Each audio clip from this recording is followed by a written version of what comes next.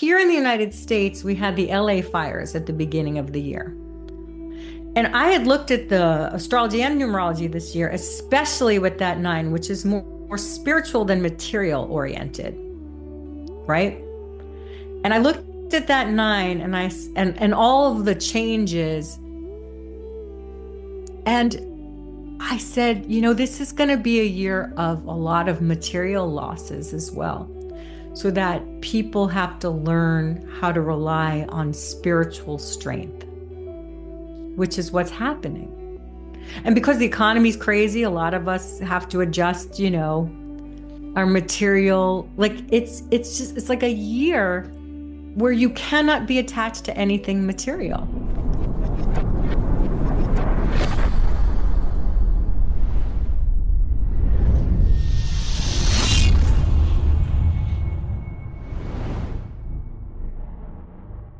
Hello, hello, hello, and welcome to the Numerology Show. My name's Hayden Crawford, and I'm a colour therapist, numerologist, and a guide for starseeds on their ascension journey.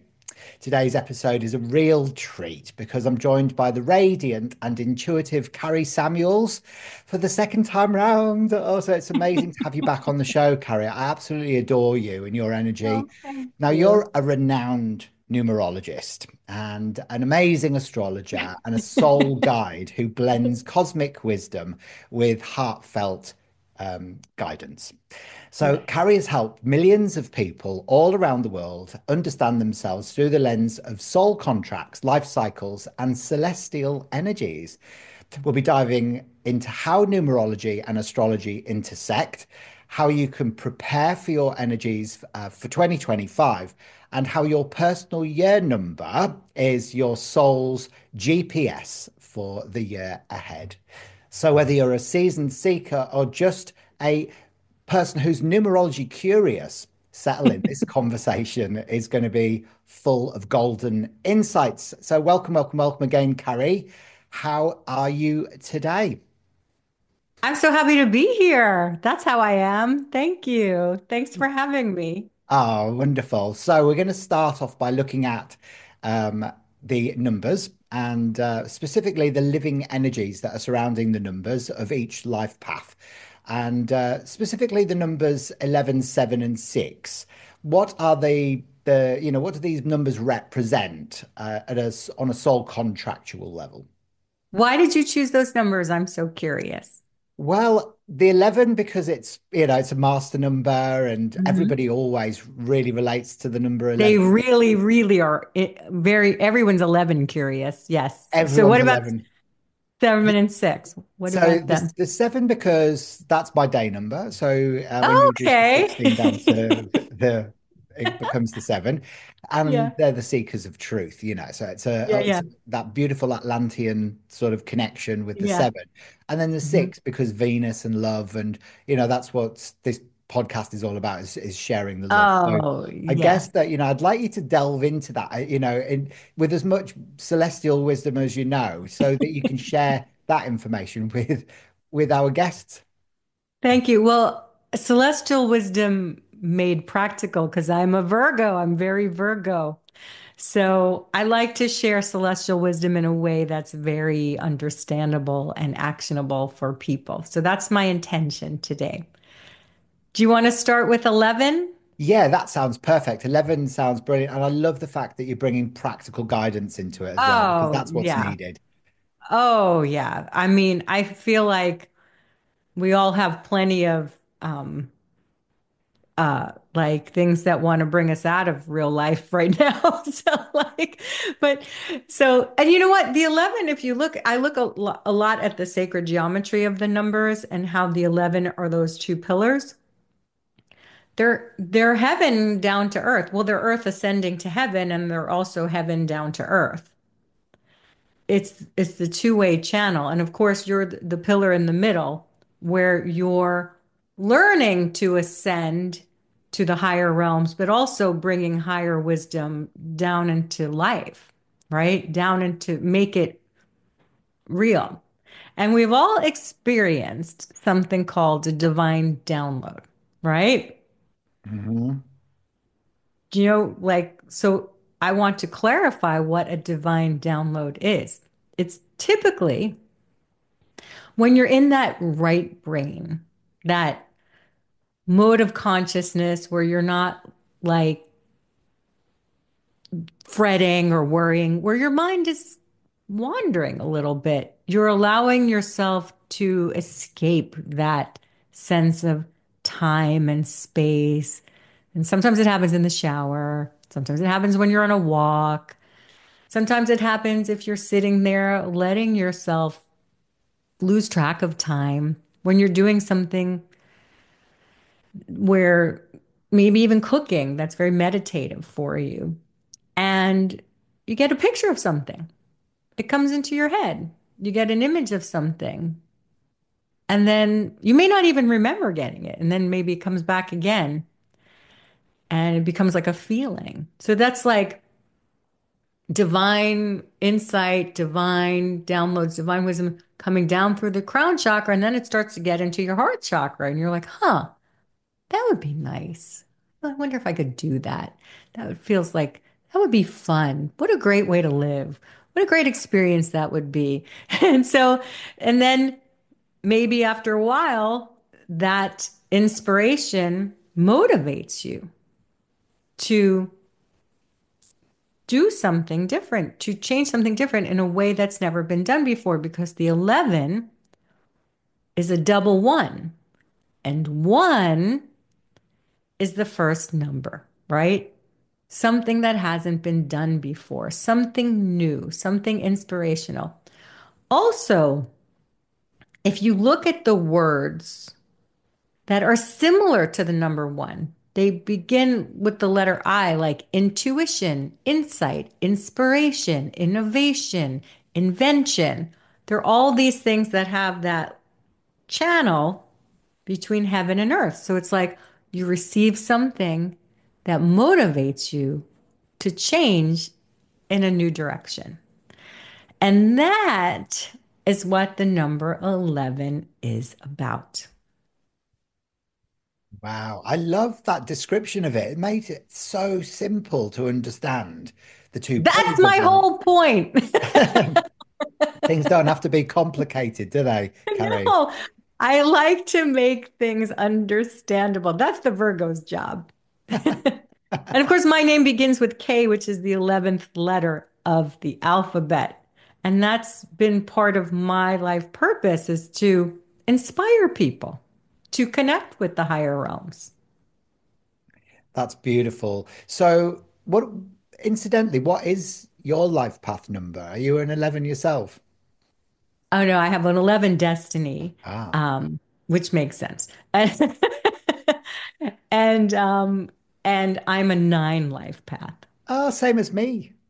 Are you also? Yay. But I but nearly it's chose the interesting. number nine, actually. I You nearly chose chose you the did number you nine. change. Yeah. Yeah. Well, the thing about the 9, and I know you live in another country from which you're born, right?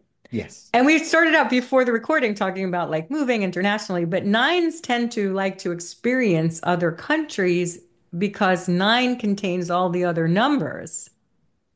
And nines like to invite everyone in. That's why they're the humanitarian, because it contains all the numbers. And also, I think as an old soul, which the nines tend to have that vibe about them, right? Um, you want to learn about other people, other cultures, and in a very inclusive kind of way.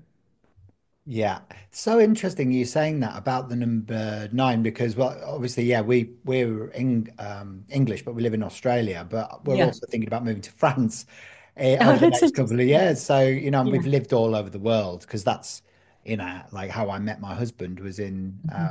the travel industry, so we lived Oh, and worked all cool. over the place. So, absolutely, I love all of that interaction with Yeah. different cultures. Yeah. Yeah. Do you Because move nines around a like lot to as well?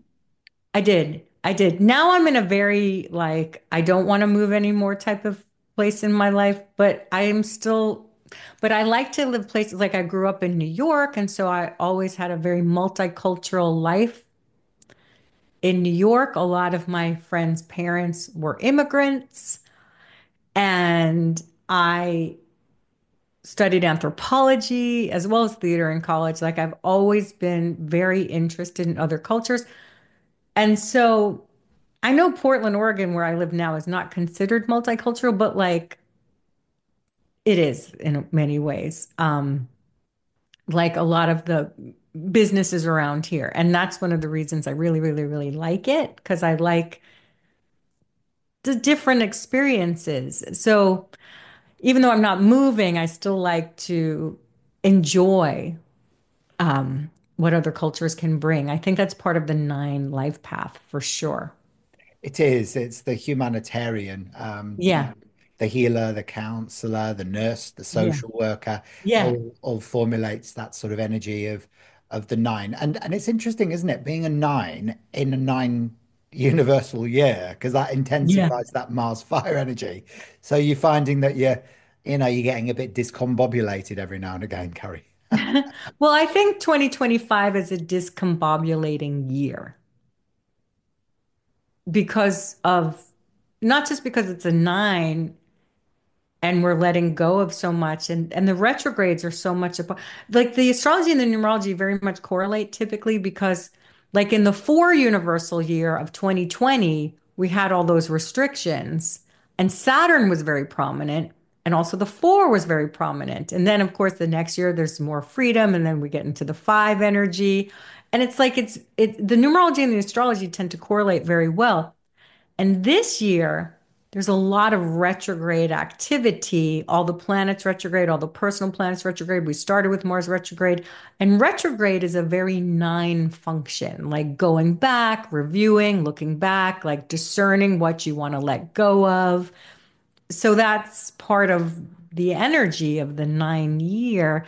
So I think we're all discombobulated because all the planets, I know it's the numerology show, but I'm bringing in a little astrology. Um, all the planets are moving to new signs.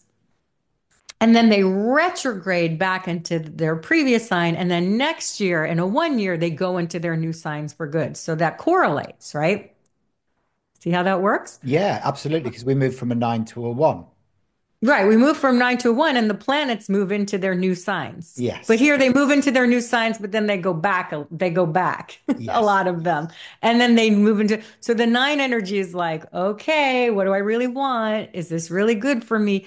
And so this year is a lot of soul searching for everyone. We're also in the year of the snake, where you're letting go of identity. So if you think of every planet moving into new signs, even temporarily, they're moving into a different part of your birth chart. Different archetypes are being emerged.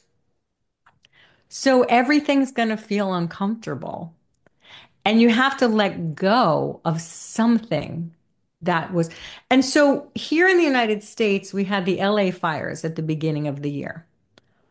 And I had looked at the astrology and numerology this year, especially with that nine, which is more spiritual than material oriented, right? And I looked at that nine and all of the changes and I said, this is going to be a year of a lot of material losses as well, so that people have to learn how to rely on spiritual strength, which is what's happening.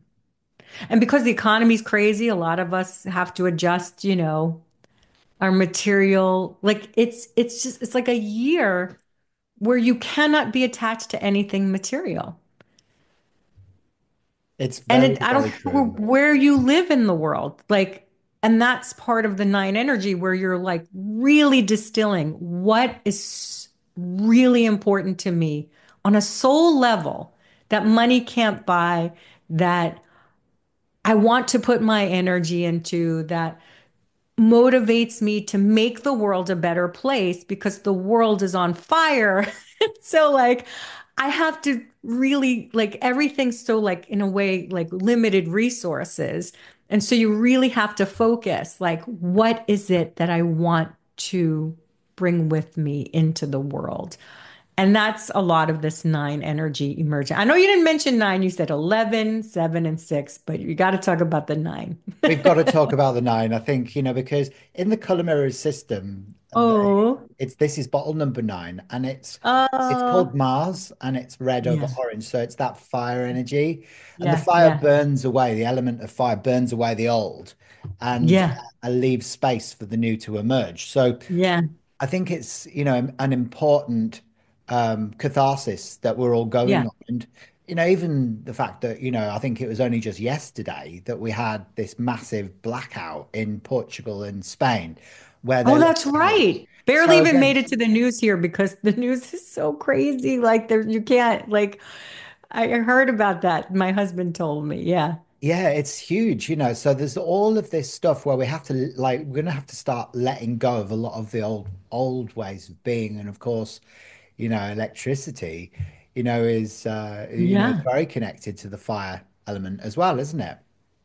Well, it's more connected in astrology. It's Uranus, but however, anyone who ever experienced lightning understands that there's fire involved as well. Regardless, there's a quickening, A quickening. Mm. a quickening. So what Yeah, about what and about that burning away. the burning away of the old? Yeah, the old ways of doing things, and then, making way for the new. So, you can't really then talk about the 9 without talking about the number 1, because everyone wants to kind of know what's coming next, don't they? As we next year we move into a universal year 1. Yeah. What's that going to look like in your opinion? Through your studies and the astrology as And well. putting my finger to the wind Hmm. as well. All right. I feel like, you know, and you've probably seen this in one cycles, like if you're in a personal year one, it's it's exciting. It could be exciting, and it can also be scary and uncomfortable because who even if you move around, like change is super, if you're like an adventurer and you like to move, change is hard. And when the universe forces your hand for change, that's hard. So you think about it like this, the houses in the astrology chart are the like aspects of your life. Like they're like, you know, rooms in your house of your psyche. Planets changing signs will always move to different houses in your birth chart, like where they connect with your birth chart. So it means everything, it's like you leave your room and you come back and someone's totally rearranged your home. That's what next year is going to feel like. You may like the furniture, but you're like, what? Like, what just happened? Wow. If you didn't expect like a home HGTV crew to come in and rearrange your home, you would be like, what just happened? So it can be exciting, but it can also be like extremely disorienting. And I think we're all sort of disoriented now, a little bit. Yeah, I would say we're very disorientated, but how's that going to look on a practical level? So you're sort of saying that, it's like your furniture being rearranged, like somebody's come into your house and completely redecorated and painted things pink or whatever. Yeah, And then, that but sounds lovely, actually. yeah, I think I might do that. But No, no. what would it actually appear like? Is this actual structures and frameworks, or is it on the macrocosm or the microcosm that we'll be seeing these big shifts? Well, one is a number of leadership as well, isn't it? And so I feel like new leaders will emerge. Thank goodness. And and new types of leaders, young leaders, motivating leaders, diverse leaders, and like how can you be a leader in your field, right? Like even if you're a stay-at-home parent, how can you do that in a way that's innovative and inspirational? Because remember that one is about those divine downloads. So it's really important during this 9 year, the 9 in the tarot, the hermit looking inward to shine their light. So you have to look inward to say, geez, what is my calling? Like, what is truly motivating me now? This is your time now to get in touch because there is a much greater quickening when the one happens. Like one is a fast energy. You look at the sacred geometry of it, it's like, whew, right? It's like an unobstructed energy. But the nine, it like curves, it goes in. There's like a sense of slowing down to look in. So you really need to take that time right now to understand how you can emerge as a leader and have the courage. The one thing the nine always teaches you, and I know you know this because you live it as a nine life path, to have the courage to be yourself. Mm. That's why a lot of nine life paths, when they choose their family of birth, choose to maybe, or their environment or their social structure, choose to be misunderstood because you have to find the courage to be yourself within yourself. And we're all finding that now. So that's a good thing ultimately, isn't it, for everybody? Because we're almost Yeah. forced into it, where we might have been avoiding it or Yeah. pretending everything's fine. Now it's Yeah. like time where shit gets Yeah, real. you have to. The universe will always force your hand if you're avoiding something. Yes, it I mean, you will. know that, right? Oh, a hundred Like we've percent. all lived it. Yeah. Yeah, We've that's the all lived it. story of my life, actually. Yeah. Which Yeah, is exactly. interesting. So what about the number seven then? If we explore the number seven in a bit more detail, like what does it mean to you, and what's the metaphysical meaning of the number seven, and how does that apply to soul contracts if people have a dominant seven within their numerology?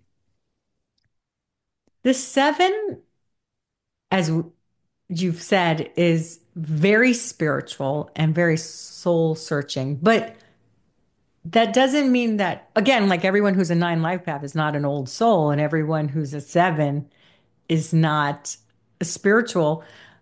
However, the way the number seven works energetically is very sensitive. It's kind of shaped like a dowsing rod, like picking up information outside of it. So the sevens, the reason, I always look for the reason, like why do they say sevens need a lot of alone time? Because the sevens are like picking up on information and they happen to be very good at always like digging toward the truth. They're the ones that are going to go, but why? But why? But why? And but why did you do that? But what, what made this happen? And like, so always like peeling away the layers of the onion till you get to like, right? So they're always going to be, even if they don't say anything and asking that verbally, they're picking up on that energetically. Like, what's going on underneath the surface? It sort of reminds me of Scorpio a little bit, like that sense of like deep, deep in, right? And so the sevens need to process this intuitive information by taking time to themselves. Seven is very connected to the ocean because the ocean is like the deep mysteries of life and also what connects us all, but it's also very like soothing to the soul. Sevens always need like water around them, but especially the ocean. And that time to process that intuitive information, it's actual information. It's not just feelings like the three, the six, the nine, the two, they're more like empathic feeling energy. The sevens like pick up on a lot of information, which is why they make good researchers, occultists, right? Like mystics, scientists, because there's that sense of like, okay, I have all this information, but now I need to be with myself to discern it. I always would recommend a seven have a journal to like write because it's actual information. It's not just feelings. They can be very clear cognizant, like picking up information like, how did I know that? I don't even know how I know that, right? And so they need a lot of alone time.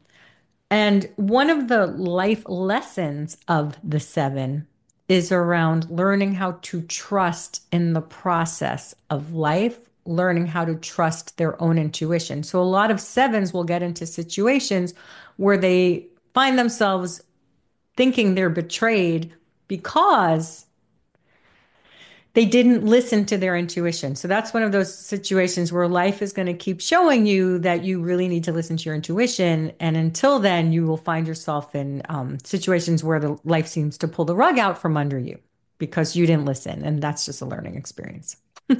Yeah, I love that. And I find that specifically with the 25/7 people that there is that Yeah. sort of fear of betrayal that comes up for them.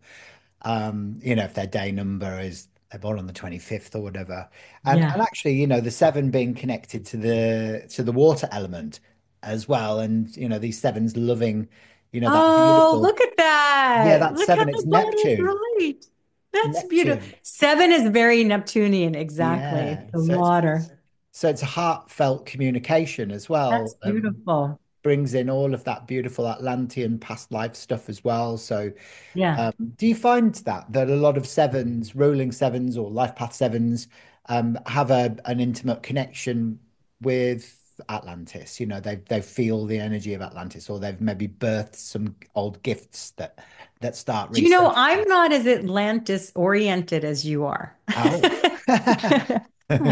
I deal a lot with past lives, and I actually found people with the 16 energy died in wartime in a past life and have that sense of things ending very quickly and dramatically, and maybe have to deal with that fear.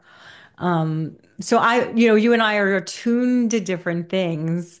I am very celestial and most likely from definitely not this planet, but because I have five planets in Virgo, I'm super connected to like the earth, but my stuff is in the house of past lives, so I've always been very past life oriented and life between life oriented. So that's been my focus. So I found that a lot of now, of course, there's the people who cheat on you and la la la, and the marriages and that kind of stuff we see with seven all the time. But I deal a lot with the karmic numbers and like in traditional numerology, they're like, oh, the 16, you cheated on other people and that's why you experienced it. But actually, I've found that most people who come to me, but especially with the 16, have had past lives with very like a lot of wartime tragedy and trauma that needs to be healed in this life around loss. Absolutely. Well, I'm a 16, born on the 16th of October. Yes. Oh, So, and okay. my And a Scorpio. my very I'm first sorry, and a Libra, excuse and, me. and a Libran, yeah. So Yeah. I've my very first regression that I went through, um, actually there was two lives that came up. The first one was where I was in Atlantis, but I was one of Poseidon's firstborn set of twins. So I was Eurymulus. The Atlas was his brother, and I Ah, was drowned. But I was doing some really bad stuff during the war times. Yeah, actually. right. But Interesting. the second one was a Roman soldier, and I was Yeah. killed in a war.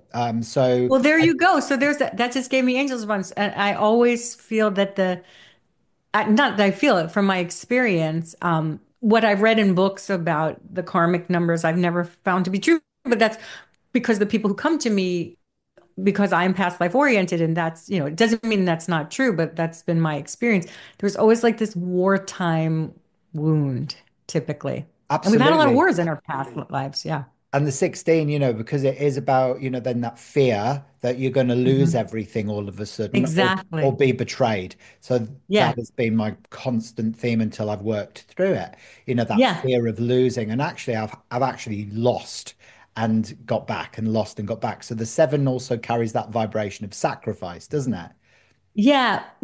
And I think because it is about trusting in the process of life that you lose, but in this life you learn that you can get things back again. So it's to heal that sense of loss. Like, okay, I trust the universe will pick me up again and I'll pick myself up and I have all the tools within me to get back up again. Yeah, absolutely. So that's been, a huge part of my own healing journey, but becoming Not aware of it surprised. through numerology has really helped me to understand what I've had to work through, what my Hmm. issues have been, Hmm. but also that there is light at the end of the tunnel. So these That's karmic right. numbers, they're not there to limit you. They're there to help you to transcend, aren't they, ultimately? Yeah. And that's why I don't call them karmic debt numbers. I call them karmic lesson numbers because usually when I see someone with a karmic number 13, 14, 16, um, that it's usually and 19, it's usually around a trauma from a past life that really wants to be healed in this life. It's like bringing your attention to what that is and how to heal it. Yes, wonderful. That's a brilliant way of putting it. So you mentioned there as well. I know we're sort of sidetracking or goose stepping away from the number I six. told you I'm a jazz numerologist. I love to like riff. Well, that's good, but I love the karmic number thing as well, you see. So I think that, the numbers that you just mentioned there, obviously the 13, is a number that everybody kind of gets a bit sort of edgy when they I see it. love the number 13, What does it mean to you? goddess number. Well, because there's 13 lunar cycles and it's the number of the goddess. And so, of course, everyone's afraid of it. And of course, there's the death card in the tarot, but that's a cleansing energy. It's not like physical death. And it carries that energy of Scorpio, doesn't it? That Yeah, transformation, Pluto yeah, sort of yeah, vibration, the 13 of the phoenix rising out the ashes into a new yeah, way of being. So yeah. a lot of people I find that are born on the 13th work really hard for the things that They they have to. They have to. Yeah, yeah, for what absolutely. purpose do they have to work so hard? Well, because there's strength and freedom in through discipline. And so, like, traditional numerology will be like, they were lazy. And I'm like, maybe they just really need to learn the value of that, like, or like that they need to learn freedom through that because maybe they were like the opposite in another life and they just wanted to see what it was like in this. It's not necessarily like punishment, right? It's just like you have to, like, there's strength in that discipline. So a lot of 13s go into bodybuilding or chiropractic or real estate or things with like physical structures, right? Because like it's about building strength through solid foundations. And so, like, maybe they come in with that discipline or need to learn it for whatever reason. But again, I don't think it's a punishment. Mm. I totally agree with you. Nothing is a punishment. These are all Mhm. just life lessons. Lessons. Yeah, it's wonderful. And what's interesting about what you're saying is the fact that, the soul has, chosen to incarnate to experience fundamentally. Yeah, And the numerology of somebody's birth chart can indicate, what those vital lessons are that they are here definitely to does. learn. Yeah. And if the karmic, don't, see it as being something like, you've sinned, so you have to repent. It's more No, an no, I hate evolution. that way of life. And people are like, don't use the word hate. I'm gonna use the word hate. I hate that. Like, it's this whole idea like of shame and guilt. Like, we don't need that. We don't need that. You're here to learn. You're here to learn to balance your energy, to create different patterns, to expand your consciousness, to have a different experience. Nobody's here to because you're terrible or whatever. Like maybe you experienced something really hard because you're an old soul and you have the strength to do it and you wanted to take on a challenge, this PhD in life this time around. Do you have any karmic lesson numbers within your birth chart or your name chart? I actually don't, however, my most of my birth chart is in the 12th house, which is the house of karmic lessons. So I'm very karma oriented because of the nature of like my birth chart. It's like healing those past life patterns and subconscious patterns and isolation and things like that. So I have very much I'll tell you what it is in all of my number and my charts. Like I'm a nine life path, which is the last number of the single digits. I'm the 12th house, which is the last house of the zodiac. And I was born at the dark of the moon, the very, very, very, very, very, very, very, very, very, very, very, very, very last hours of the moon before a total solar eclipse on the equinox. So everything about my chart is about finishing up lessons. So it's not, I mean, is that karmic? Yeah, it could be karmic, but I don't have karmic numbers in my birth chart, but like there's definitely patterns that go through numbers and planets that you can see in people's charts, or I see them in people's charts anyway. I don't know who else is looking for this, but if you are, you could see the patterns. But yeah, I don't have karmic numbers, but I have a lot of karmic like house placements and stuff. Okay, so this is giving me angel bumps or whatever you call them, goosey bumpies. Because this means then to me that your soul maybe is on its last sort of incarnation in the birth death cycle, would you say? No, I wish I could, but I feel like I mean, at least in this, uh, I feel like it's funny too, because even like the degrees of my signs, a lot of them are like in the 28th, 29th. I feel like I may be finishing up a karmic cycle. Um, I'm not sure what that cycle is. I'll let you know on the other side when I figure it out. But I feel like even though I'm always like, I don't understand this planet, I'm not sure, like, but I'm also like, I can see myself coming back at the same time, even though, but I'm definitely finishing up a cycle. My purpose here is to teach about being yourself and individuality. And so I feel like because everything on the outside in these charts is all about like not having a lot of light from outside, at least has taught me about finding light within and shining that and allowing yourself your unique expression. I will say that I know for sure.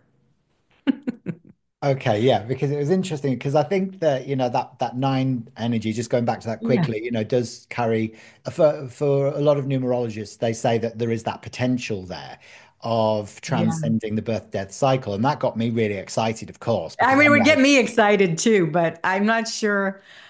I'm not sure I can give myself that much credit at this point that I'd be ready for that. I have a lot of learning to do myself, I'm sure. oh, same here, same here. So I Oh, I couldn't. will tell you one thing though. I will interject.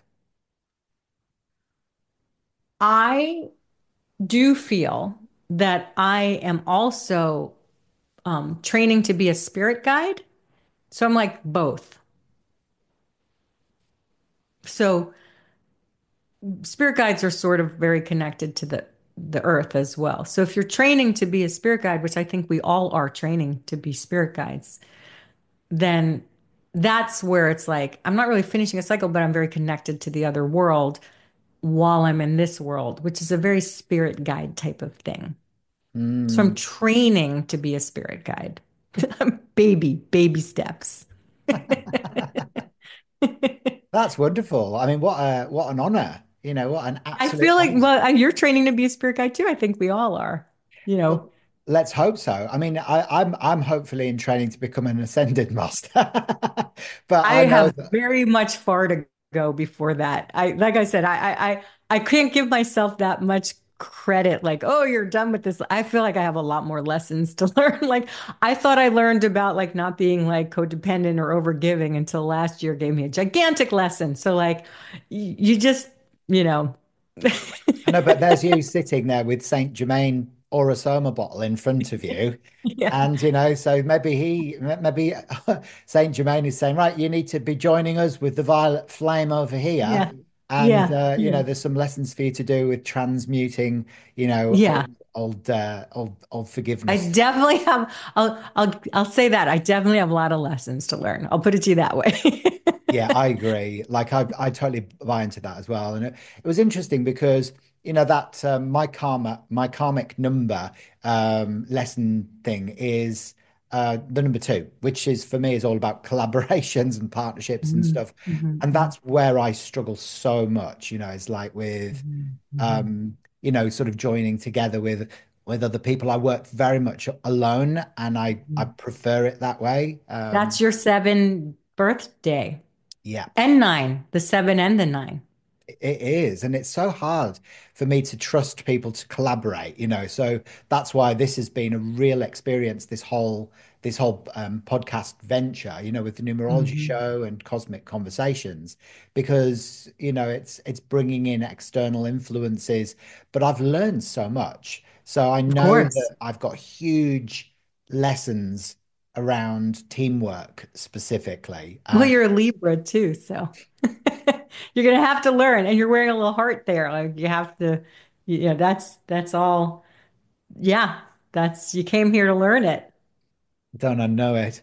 So that moves us on to the sixth then, because Libra is ruled by Venus, and Venus is the planet of love, which is Yes, bottom number love. six, isn't it? Oh, There. that's so pretty. I love how they correlate. I do as well. The Melissa Jolly, the lady that channeled this color therapy system in 2001, is an absolute legend. And, the Wow. information it transcends time, space, dimension, and reality. It really does. So I'm glad I you love connect with it. col- I love it so much. So the number six is really like I know the five is the midpoint, but the six is associated with the heart. And the six are very empathic in the sense that they can feel what you're feeling and thinking about them before or without you saying anything. So the reason that six is connected with perfectionism is because they don't want you to criticize them because they can feel anything that you're thinking or feeling about them. The other thing about the number six that I found is they have a very acute sense of smell, which is interesting, which is one reason they're kind of it is associated with pregnancy. And so when people are pregnant, they have this heightened sense of awareness because they're protective and they need that to protect. So it's kind of like the six is like everyone's pregnant when they have the number six energy, like that very heightened sense of protection, emotionality, expression, creativity. And of course, they want to beautify and harmonize everything. So I found like people with a lot of six are great, like at interior design, but also singing and music, because it's all about harmony and love and beauty. 100%. Yeah, they're such nurturing people, aren't they? Yeah, And yeah. often, they can often get drawn into because they've got that such maternal energy. They go into, sort of healing or A lot of nursing as healers. This well. is why they have that sense of smell because they can smell when something's wrong. But also, they need to be cautious of like being martyrs and like overprotecting or like when you don't really want to be protected, like or giving when nobody asked for it. So it's like or sacrificing when it's at their own expense. And so I feel like that's what sixes need to be very careful about. I love the fact that you're talking about the shadow pattern of Mhm. the numbers here because the victim archetype connects, as you said, the martyr, the victim connects with the shadow pattern of the pink vibration in color therapy. Yeah, So it's where it's you too try and much. rescue people, and then people Yeah, take and when they don't want advantage. rescuing. That's right. And then they become the victim. So it creates that victim, rescuer, abuser Yes. cycle, Yeah. doesn't it? Yes, it is. And so it sounds like everything, nothing on this planet is all butterfly and roses because you really need to be very harmonized with all of it. Mm. You really do. So, what are the shadow patterns then of, we've explored what the shadow is of the six. What's the shadow of the 11? Well, the shadow of the 11, there's a few things that They're meant to bring light onto the planet. Like the words psychic, Jesus, and light all reduced to number 11 in numerology. And the shadow element of it is being afraid of your own light, that you dim it so much that you're afraid of your own power, that you project your power onto everybody else, or that you're too dominating, my way or the highway, right? Or you can get so overloaded with inspiration and never act on it that it really causes you some problems if you never act on your inspiration because you don't believe in yourself. It is a master number, so you really have to, there's bigger lessons associated with it. You really have to learn to stand out and be okay with it and lead in a humble way. And so, gosh, how many lessons can come with that? So many, so many. So many. It's such a diverse number, the 11. So that's duality, the 11. Oh my goodness, look at that. Yes. And so if you look at the number 11 too, it can be like two people standing in their power, or it could be like, I'm standing here, you're standing there, and I'm not going to yield a minute, right? And so it can be a lot of like just polarities. Exactly. The good and the bad, the black and the white, the right Yeah. and the And wrong. seeing everything black and white. Yep, 100% hiding your light, hiding Yeah. that beautiful light. And that's why so many 11s, never actually stand up and become guides for humanity. You're afraid of standing out. afraid of standing out. Yeah. It's an interesting exploration into the darker element of the numbers as well, because it's not always about your positive attributes, is it? It's also what sits beneath the surface. So if we look at the seven as being the philosopher or the seeker of truth, what is the shadow of the seven?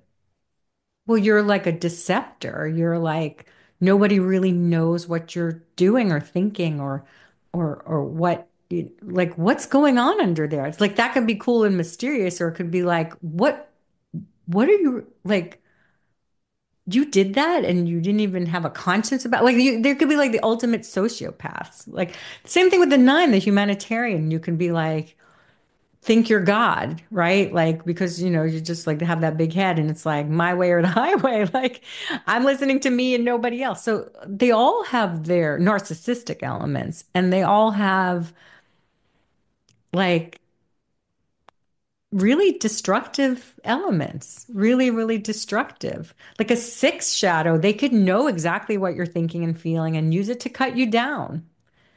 They can use all with everything. You can be a bad wizard, right? Like you use your gifts for not good things. You want to always be acknowledging your gifts, expressing your gifts, and using them for good.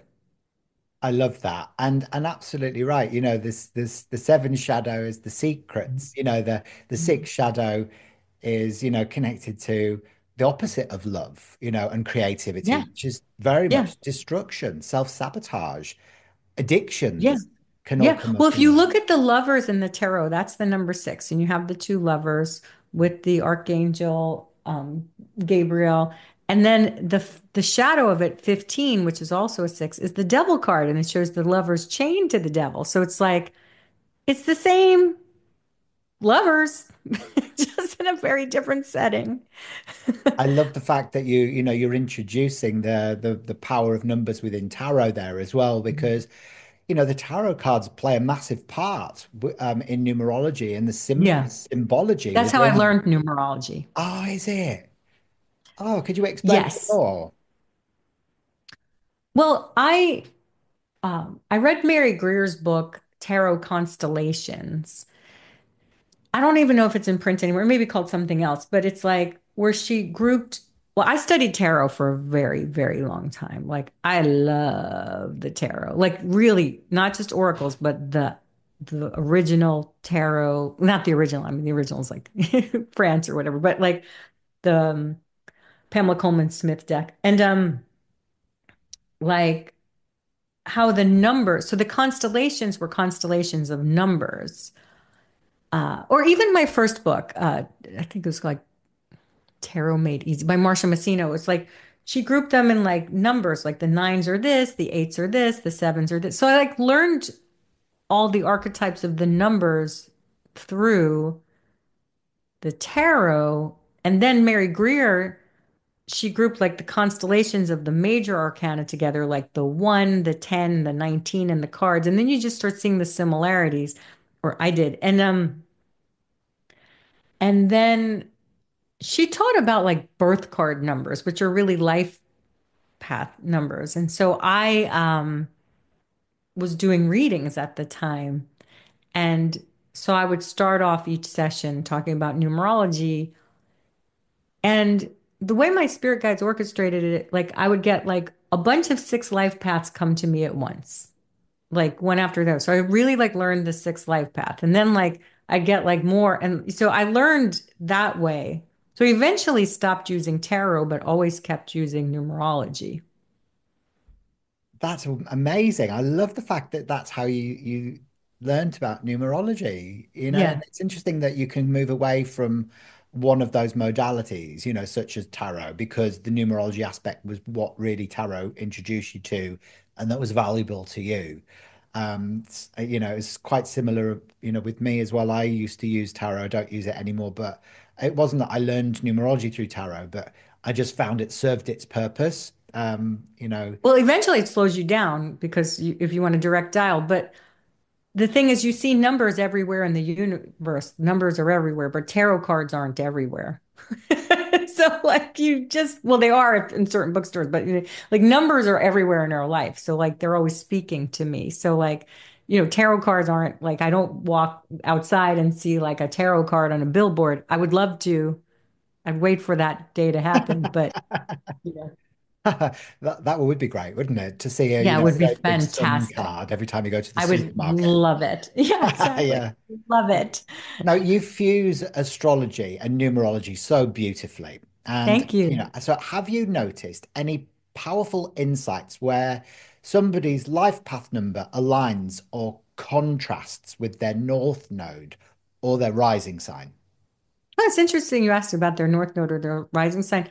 It's funny, like I always see correlations. Like I more times than any, I'll be amazed at the patterns of their numerology with their name and their astrology. Like it's kind of amazing to me how it's usually very in sync. And if you see like contrasting numbers, it's usually someone who has a birth chart that's like everywhere. And so they're just like meant to learn like a lot of different things. And so I haven't really, nothing stands out as anything that has contrasted, but it's always mind blowing how synchronistic it is. That's synchronicity, and Yeah. how so you're layering the information through Yeah. numerous different aspects of somebody's Yeah. birth. I'm always looking for patterns. It's like, what's the pattern here?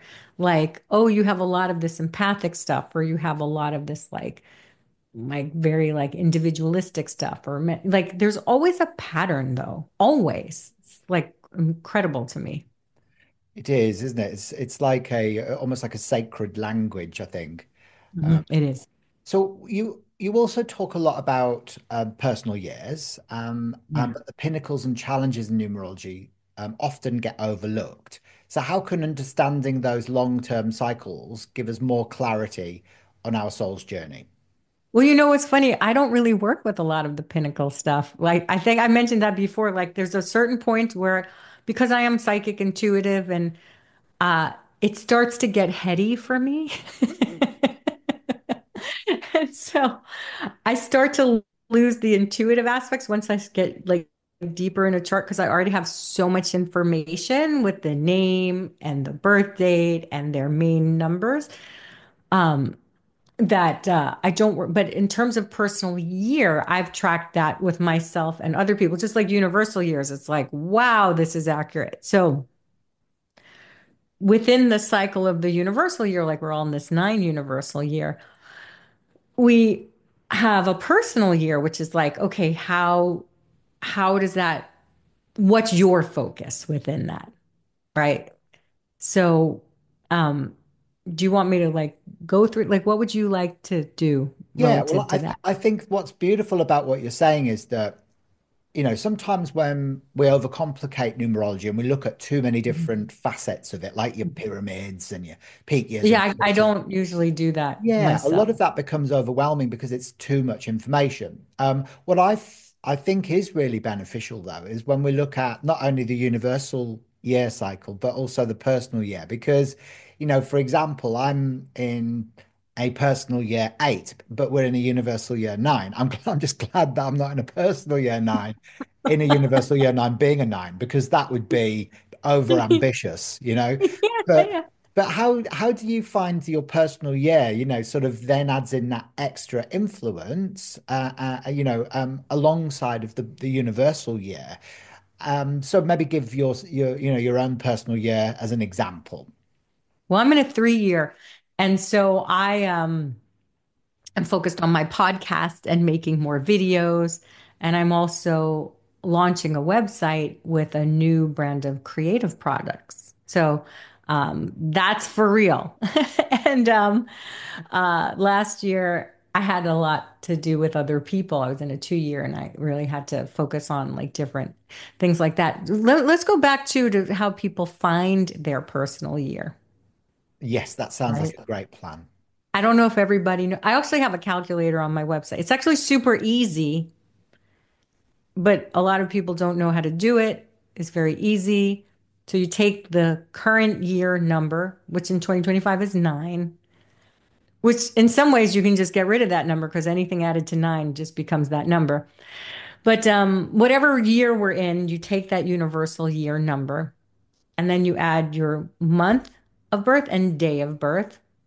I reduce them because I'm very Pythagorean that way as well, and I like to reduce. But so then you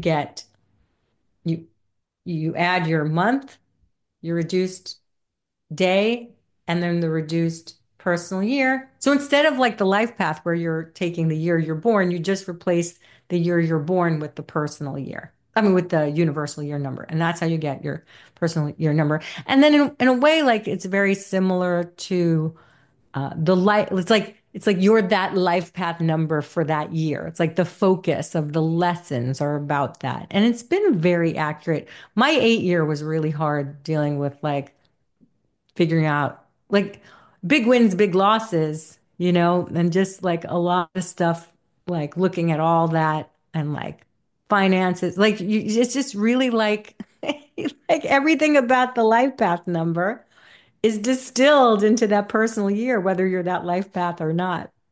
It really is, it It becomes really is. a dominant theme, and some major shifts can happen. So it's interesting that you're in your 3, because, Yeah. and you're doing all of this, sort of information gathering. And you mentioned there, that you're about to launch some new products. Are you allowed to talk about that yet, or are you waiting Oh, to? I'd like to talk. Well, actually, see this mug I made. This is called. It says I'm supernatural, and then this is like this green Virgo lady on the other side. But I'm launching a celestial themed like merch, really, wall art and t-shirts, because I found that when I was making my astrology calendar, I was just trying to make my celestial guide and I was looking for art that represented the signs and it was garbage.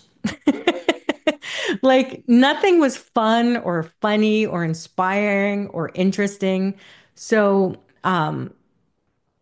I played around with a lot of like digital art software and came up with a lot of funny expressions and that really represented things and some beautiful things like some Art Nouveau things that I'm creating. And so I am in the process of building a website with all of my astrology themed and celestial themed art, t-shirts, and things to make you love your sign and the universe. Oh, I really love that, Carrie. I think that is Thank you. just so cool, because I do you're too. absolutely right. There's a lot of cliches out there, isn't there? And It's so garbage.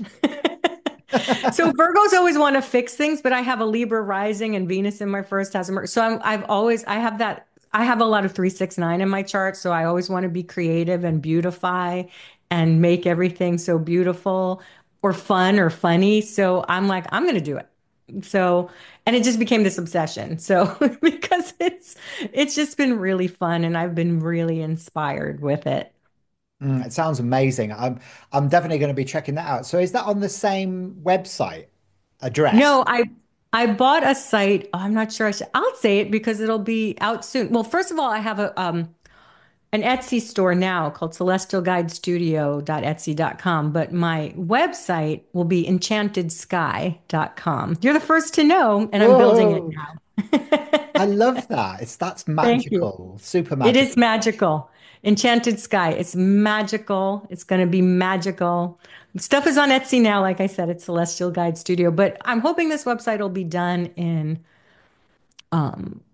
maybe next month. So maybe when this pod and I have about 200 products already. Like I've been busy creating. It's just been obsessive, but like so much fun because I wanted every sign to get at least like 12 designs. And then I have some like Art Nouveau prints that I'm creating. And I have some other kind of magical astrology themed stuff that is going to be super like wonderful and anyway, stuff that hasn't even been done. So Are you going to do some for numerology as well? probably, right? What's your number, right? Like, because I want people to understand their sign and celebrate it, but also numbers, like to understand, like to bring that in the world. Oh my gosh, I will never run out of things to do with this. Like, I already have like so many ideas that I want to do. So, Oh, that's wonderful. So that's just amazing, and thank you for thank sharing you. that with us as well today, and for being for us to be the first to know about Yeah, it as well. you're So the yeah, first that to is know. Like, fantastic. why hide it, right? Like, I want people to go to this website and celebrate their sign and some other like I have some other like witchy things that aren't about signs or like just some beautiful things. So there, it's not just that. Like, yeah, like I'm supernatural. That has nothing to do with a sign, but you know, that's my motto. Okay, so is there one last thing that you want to say about the subject of numerology that you feel is going to be beneficial and important to anybody who's watching this today? What do you mean your subjective numerology? Like your own personal numerology or the year or any of Um, it? just any of it, anything at all that you feel like you haven't discussed today, that you Oh feel yeah. packs a powerful punch that people need to know right now about whether it's a number or numerology as a subject or how it combines with astrology. What is that important message that you feel that you've maybe not had the opportunity to speak about today, that is connected with, something Numerology. connected with numerology? Yeah. Well, thanks for asking that. I feel it's very important for people to actually pay attention to numbers because numbers are a language of the universe, of the divine. And the more you pay attention to those numbers, the more the universe can actually speak to you. So why not pay attention, learn about the nine numbers, the nine single digit numbers and 11, 22, what they mean, learn about them, and then pay attention to where you see patterns because there's going to be patterns if you're looking for them. And that's a message for you. That's beautiful. Absolutely. Just start paying attention, Just to what's simple as going on that. around It's you. the simple message, but one That's that needs to be reiterated, perhaps. I think so too. I think so too. Keep it simple, stupid. The whole KISS principle. Nom, nom, nom. There's magic to There is it. magic to it. Well, Carrie, once again, thank you so much for sharing your light It's and been your a wisdom with pleasure. us today. Your blend of numerology and astrology is so grounded and yet Thank truly you. magical. If you're Thank you so listening and much. you want more of Carrie's guidance, then you can find her at carriesamuels.com. So I'll put all of Carrie's links in the description below this video so that you can check out everything that she does. And there she shares amazing monthly forecasts as well, where that's where I found her in the first place on Okay. numerologist.com, and we both used to Yeah. create content. And her Yeah, we did. forecasts are amazeballs. You Thanks. also offer courses as well, where you can teach people all sorts of different celestial subjects and soul nourishing content as well. So if you enjoyed this episode, don't forget to subscribe to the Numerology Show, leave us a review and a comment, and share it with your soul family as well. It will really help this channel to grow and evolve, and for the podcast to become a household name, which is what we want. So until next time, keep aligning with your numbers, and remember, you chose your path for a reason. Yes, you did. She did. Bye for now. Bye for now.